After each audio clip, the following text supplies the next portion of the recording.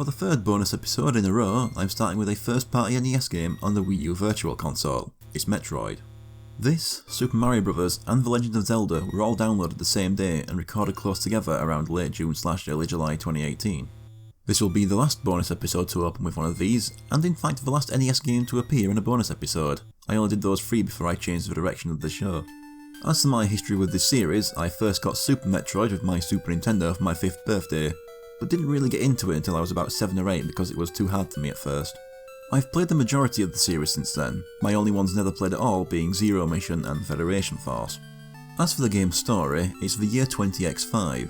Space pirates have attacked a Galactic Federation research vessel and stolen their samples of Metroids. Weird floating parasite jellyfish things discovered on the planet SR-388 that can latch onto living beings and drain all their life out. They took the Metroids to their base on the planet Zebus, where they plan to replicate them. The Federation don't do a good job fighting the space pirates, so instead they send in Samus Aran to wipe out the pirates and the Mother Brain, a biomechanical lifeform that controls the space pirate fortress. Later on, the series will establish more of a connection between Samus and Zebus, but it's not mentioned in this game.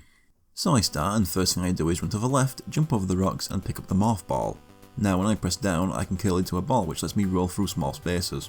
Samus can't crouch, and the only movement options are running and jumping. I can fire my beam forward and up, but the range isn't very far before the shots disappear. In terms of enemies, we have the Zuma/Jima. Okay, this whole thing is just confusing. In Japanese, these enemies are always called Jima, but the English localizations of this game renamed them Zuma. Super Metroid had them called Jima in English, so it seems that they just decided to revert it to the original name. But then Metroid Prime came along, and being made by a Western developer, rather than leave well enough alone, they reconciled by making Zuma and Jima different subspecies of the same creature. But basically, Zuma and Jima refer to the exact same thing except in Metroid Prime. Later media is stuck with Jima, so I'll be going with that in future. Past them are the Scree, that drop down from the ceiling and try to drill through you. I head right and shoot the blue door to open it and go through. There are blocks here I can't destroy yet because I can't shoot down, so I go right again. In here I get a little bit of health from a Scree. You don't actually start with full health in this game, just 30 out of 99 points. I roll through a little tunnel and meet the Rio, that flies down and then up in an arc. Thanks to limited firing range, these simple enemies can end up being a bit of a pain. I go through the next door to enter the first of many vertical shafts. Here is the first Ripper I find too. They just fly back and forth but are completely invincible, you cannot kill them at all. Climbing up here there's also a slightly stronger Red Jima. I keep climbing and one of my issues with this game shows up, namely these shafts. Samus moves so slow and jumps are so floaty that climbing these can take a while, so some of these vertical shafts are so tall that it gets really repetitive. I go through the first door I find on the right and then can only go right again. This leads to yet another shaft, but this time I'm dropping down which is a bit faster. I go right again. In here I find these air holes which Zebs will constantly rise from and fly forward. These are a good way to refill health, just standing in front and shooting. Like with some other enemies, there are stronger red variants. Further right in the room is my first missile pack. Press select to switch the missiles, each pack increases the maximum by 5. They're stronger than the beam of course, but right now are mainly used for opening red doors. I turn around and head back to the first blue vertical shaft and climb even higher. I head through the first door I find on the left. The music changes to the item room theme, so I know there's an upgrade in the next room. There's a red door at the far left that takes all 5 missiles to open. Inside is a Chozo statue holding an orb. I shoot the orb to open it and pick up the long beam. It extends the range of my beam so that it's actually useful. Shots now go all the way off the screen. I return to the second yellow shaft and rather than going down, go through the door right in front of me.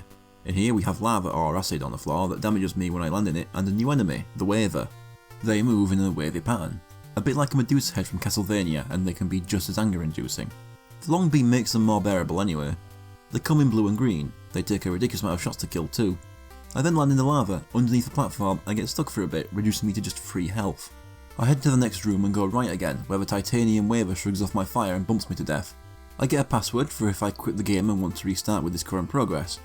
The original Famicom Disk System version had actual save files by the way. Death reloads me in the starting point at the beginning of Brinstar, which is the name of this area. Just when I'm about to re-enter the room I died in, the Waver knocks me into the lava and I get stuck and die again. I get back next time and decide to just avoid them. But then the Waver knocks me into the lava here too, but I just barely save myself and get into the next room. In here I see an energy tank, fall into the lava and nearly die again, but get out and grab it. This increases my maximum health by 100. The next door on the right leads to yet another vertical shaft. Climb to the first door on the left, open another red door and find a Chozo statue holding the bomb. Now I have a means of attacking while in the Morph Ball. Also, as I was entering the door and going through the transition, 2 Jimas walked through, making me take unavoidable damage. This is by far my least favourite aspect of the game. It just should not happen, just trapping me in place, leaving me with no way to stop it. Once I leave the item room, I drop back down the shaft and return to this room to bomb through the floor. I drop through the lava into another shaft. I drop to the first door on the left, which leads to another item room. Another new enemy, the Mellow. It hangs above and then swoops down when Samus is under it. I reach the red door and realise I don't have any missiles, so it's time to farm these enemies. It takes too long to gather 5 missiles. Through the door is the Ice Beam. It will freeze enemies in place, letting you use them as stepping stones. But it makes enemies take longer to kill since you first have to freeze them, then shoot them again to kill them. I jump back to the top of the shaft, shoot through the block I bombed, and get back up. Well, I keep jumping until the block respawns where I am, damage boosting me back up. I return to the second vertical shaft and start climbing up. I go through the next door on my right into my personal hell, a room filled with waivers. The Ice Beam makes them much easier to deal with though. Trapping me with waivers and zebs as I'm trying to bomb through a block is evil though. I roll through the top tunnel and go through the door. I shoot through the middle of the ceiling and jump until the blocks reform under me so I can climb up. But I can't get to this door, so I leave and come back in. I shoot through the ceiling so the waiver gets stuck and goes up through it, but it comes back down just as I'm about to follow it. Then it gets stuck in the blocks. I'm trying to sequence break right now by bringing the waiver up here and freezing it to reach the door. There is an item later that will let me jump higher, but this will be so far out of the way it'll be a pain coming back by then. Yes, I am using a guide. I have tried to play this game many times over the last 13 or so years, but not been able to last long before I just get fed up. At one point, trying to respawn that waiver, I have a Giga get in the door with me and kill me. Shit like that is why the enemy door thing pisses me off. 20 minutes later I'm trying bomb jumping, but I can't pull it off. I know with how long this takes, it would have been quicker to do everything normally, but I'm committed to it now. After, I shit you not, 40 minutes of trying this, I consult the internet for an easier method. I open the door and stand in just the right position that when it closes, I'm inside it. I then jump rapidly while aiming up, ascending through the wall until I reach the door and can get through. Through it is another item room. Open another red door and get the Varia suit. It makes Samus' suit sort of pinkish and reduces damage taken. No big shoulders yet, that's not until the next game. Once I leave and drop back down, I continue on right. More waivers, zebs and rios until I reach my second missile pack. I reach a wall, shoot through the ceiling and walk through the wall, then bomb jump into a hidden tunnel and find the second energy tank on the other side. I then go through the door on the right side of the room, leading to another of these shafts. I drop down and go through the second door on the left. I go through most of the room, get stuck in lava for too long and go through the door on the left. I keep going left through 3 more samey rooms to reach another shaft, the second one from the start actually. I go left twice more to reach the very first shaft and drop down quite a distance and go through the first door I find on the left to return to the second room in the game. By the very first tunnel I have to morph ball through, I freeze a screen in the air so I can jump on it, shoot this tile on the ceiling to reveal and pick up my third energy tank. That's the final item in Brinstar, time to move on. I return to where I got my first missile pack and go through the door on the right. This leads to an elevator that I take down to a more volcanic region of Zebus, Norfair. I drop down and take the door on the left. Right away I fight a Garuta. They behave very similarly to the Rios. In fact, there are many enemies that are essentially the regional equivalents of Brinstar enemies. Such as, just a little bit later with Norfair's own Gimas, the Sova. I keep going left for a third missile pack, bringing my maximum to 15. Also, while most new enemies here are more durable than the ones in Brinstar, Norfair's Red Rippers can actually be killed by missiles. I bomb and roll through the wall to reach the door at the end. In this shaft I drop down and go through the door on the right. Halfway through this room I find missile pack number 4. Around it are the Norfair equivalent to the Mellows, the Melia. I backtrack to the elevator room and take the right door. It leads to this room with loads of platforms hovering over lava that are swarming with Sovas. When the platforms stop, there's a Squeept that jumps out of lava repeatedly. Shoot through the blocks and go across more platforms to reach the door. Another shaft, but at least Norfair's weird bubble look makes them look less boring than Brinstar's. I go through the first door on the left. Right away in this room I'm blocked by a wall, so I have to freeze a Squeept and bomb jump off the top of them to get inside. On the other side I find dragons, these seahorse things that live in the lava and spit rocks at me. I go through the red door at the end to find another ice beam. They don't stack or anything, it's just there if you didn't find the one in Brinstar. I morph ball above the pipe and bomb my way into it before rolling into another room next to it containing Multiviola, these fiery balls that travel diagonally around the room until they bounce off the wall. Through the door on the left is another shaft. I climb on this wall of blocks, shoot them away and keep jumping up as they respawn under me until I reach the door at the top. This looks just like the room I was just in. I bomb through the same spot as the last room, but rather than the Chozo statue, I find the 5th and 6th missile packs close together. I go through the door on the right and instead of climbing up, I bomb through the floor. Underneath I find a door on the left that I miss and fall past, leaving me unable to reach again. So I have to loop back around from the room I got that second ice beam in. I don't mess up next time and go in. In this room there's 3 more missile packs, that's 9 altogether for a total of 45 missiles. I leave the way I came and drop down to the bottom of the shaft and go into the room on the left. Here there's loads of enemies, including the Gamut, basically the Norfair version of the Zeb. This is quite a long room and I bomb through the wall to find the 10th and 11th missile packs on the other side. I return the way I came and return to the shaft outside. I once again bomb through the floor and go through the first door on the left. Jump across a few platforms and open the red door to find a Chozo statue holding the high jump boots. Take a guess what they do. Like the last of these rooms, I bomb into the pipe and roll through. On the other end I freeze a sweep so I can climb over the wall. Then, after jumping across these tiny platforms, I reach the door on the other end. Nothing to do in the next room but keep going right. This room looks slightly different to what we've seen so far, but it's nothing special. Earlier I forgot to mention the polyp, which is a lava bubble thing that fires rocks out at me. Other than that, I go through the door on the left again. This just looks like a regular tunnel, but I can shoot through the ceiling and climb through to reach another door. There's another red door at the end of this room that leads to another Chozo statue holding the screw attack. Now that's more like it. I'm now invincible doing my spin jumping, surrounding Samus energy that also kills enemies. It makes things much simpler. I return to the previous room and bomb back down to where I came from. I then bomb through the floor again and go through the door on the right. Those multi-layers are much less of a pain thanks to the screw attack. It also helps with the squeeps and garutas. I bomb through another wall and cross more tiny platforms before making it to the next room. I bomb through the floor and drop through this fake lava. I go through the door and in the next room find my 4th energy tank.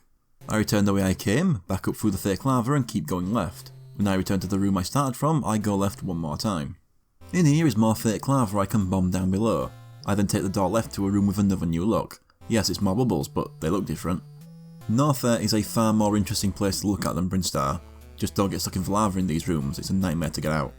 In this tunnel I bomb through the floor and drop down to the first door on the right for 2 more missile expansions. That's 13 for 65 missiles maximum. I climb back up to the tunnel and go through that right door. This is a room I really don't want to fall in the lava in. Some of these gaps are impossible to jump out of even with the high jump boots. I just have to wait to die and retrace all those steps from the North Air entrance. Guess what happens? And in the last one too. Lucky for me, it's not too high that I can't boost myself off a bomb explosion and do a sort of double jump to get out. I'm not sure if those are intentional or a glitch, but I'm thankful for them. I go through the door and bomb through the wall to fall through more fake lava. I take the door on the left, go through another red door, and this time the Chozo statue is holding the wave beam. It's the most powerful beam in the game, and its wavy pattern means I can finally shoot some enemies on the ground instead of having to bomb them. Issue is, the ice beam is kind of required for later on, and the wave beam overwrites it, but I'll enjoy this while I can. I return to the tunnel above the fake lava and keep going right. In here you can also see that the wave beam travels through objects, meaning it plows through all these breakable blocks.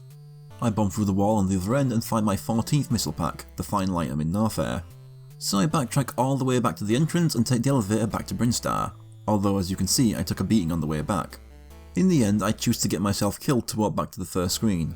Also I got the ice beam again on the way back. In the first room right from the beginning there are these bombable blocks I can now get under.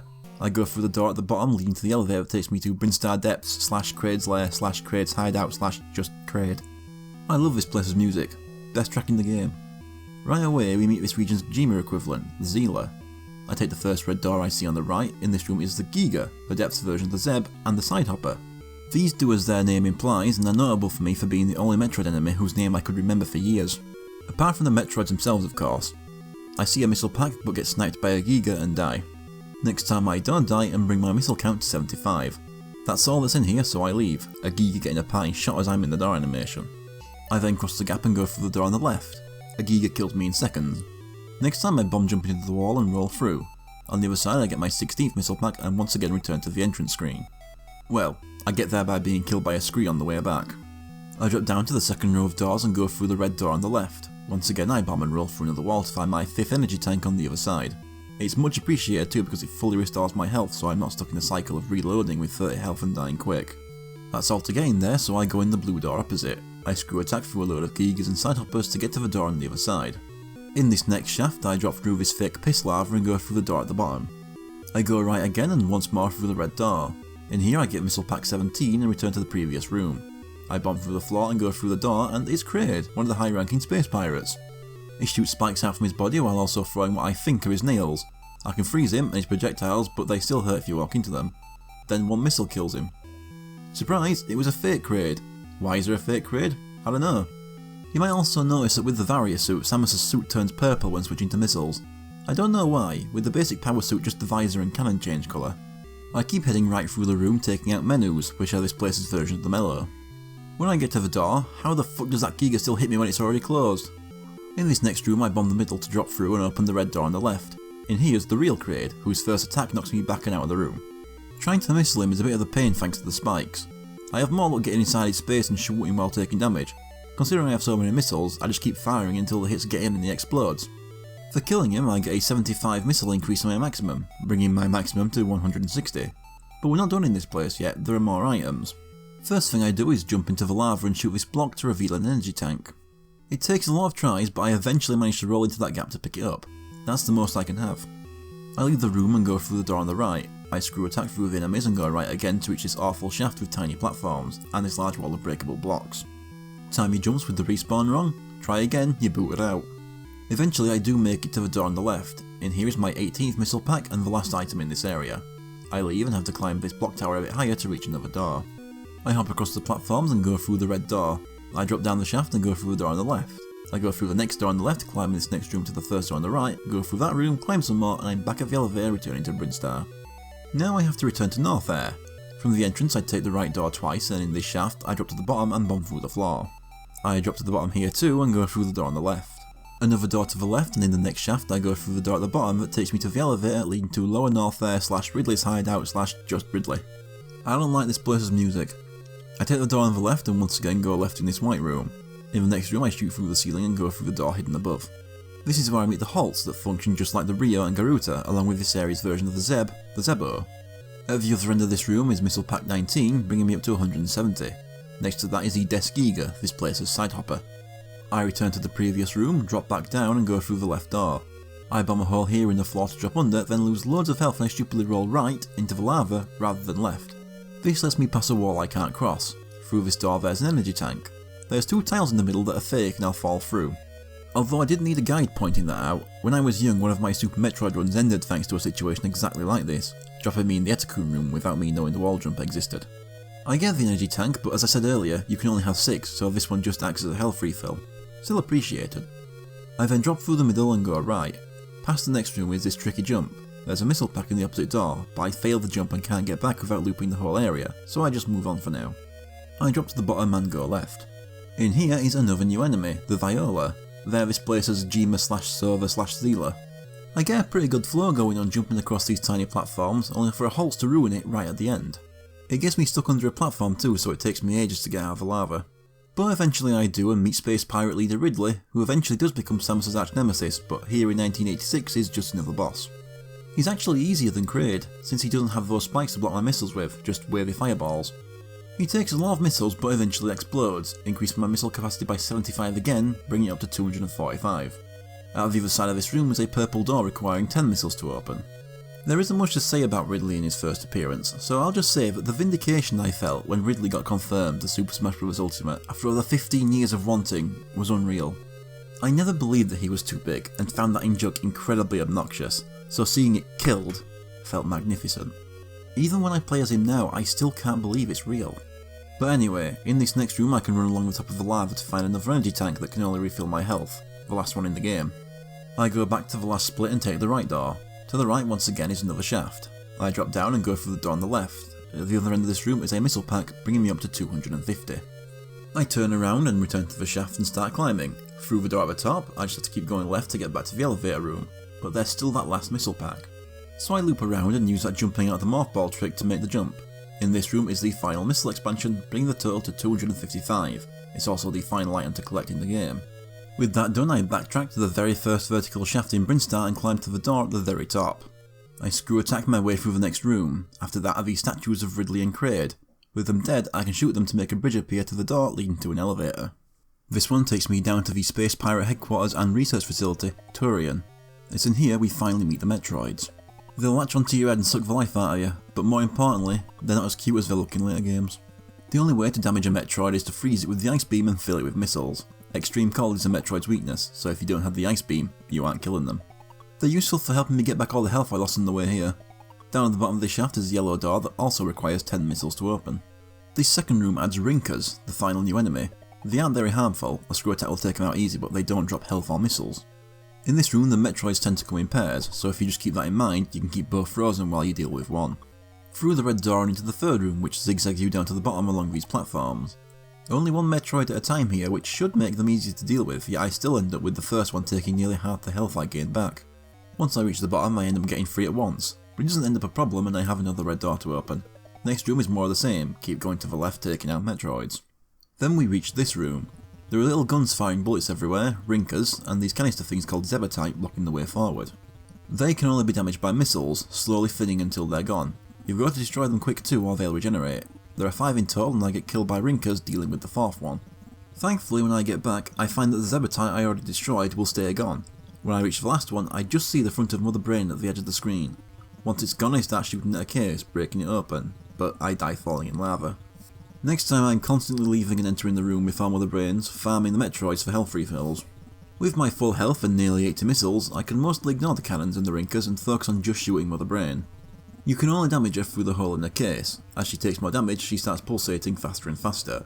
I lose 4 energy tanks before she finally turns white and explodes. This, however, triggers her self-destruct sequence, and I have to climb this tall shaft with extremely small platforms while the counter plummets. It looks nerve-wracking, especially with how quick that timer counts down. I get to the end with over half the time left. The ending shows Samus standing on Zebus' surface while I get a generic English congratulations message about reviving peace in space and how space may be invaded by the other Metroid. You know, just the one. Then there are 5 possible endings based on how long it took to beat the game. If you take over 10 hours, Samus will turn away in shame. Between 5 and 10 will have Samus raise an arm. The one I got, for finishing between 3 and 4 hours, has Samus' helmet disappear to reveal that Samus is a woman and not a genderless robot. Of course, this wasn't as big a surprise for me as those who started with this game, since the first I played was Super Metroid where the suit breaks open when she dies, and I died a lot.